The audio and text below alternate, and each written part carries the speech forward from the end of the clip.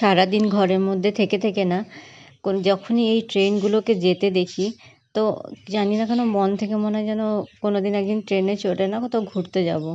তারপরে মনে পড়ে আরে বাবা লাস্ট লোকেশনে গিয়ে কোথায় যাব, সেখানে তো কোথাও থাকারই জায়গা নেই, সেই তো আবার নেক্সট ট্রেন ধরে বাড়ি ফিরে আসতে হবে। তো যাই হোক না কেন যখনই ট্রেনের আওয়াজ শুনি, আর স্পেশালি যেদিনকে একটু উদাস থাকে মন, সেদিনকে মনে হয় যেন ঘুরতে যাব। আর বাকি দিন তো আর মনে হয় না যে ঘুরতে যাব, সেদিনকে এই চেরি আর পাখিগুলো নিয়েই ব্যস্ত থাকি।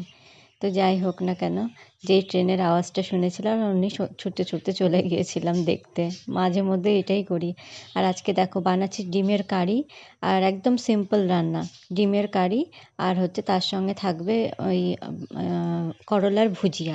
মানে করলার ভুজিয়া বললাম এই জন্য যে করলা আর আলুটাকে একদম কুচি কুচি করে কেটেছি, ইচ্ছে ছিল পেঁয়াজ দেবো, কিন্তু পেঁয়াজ দিলাম না। আমি দেখলাম ডিমের কারিতে প্রচুর পেঁয়াজ দেওয়া আছে, তো যার জন্য একদম নর্মাল একদম সিম্পল করে ভুজিয়া বানিয়েছি।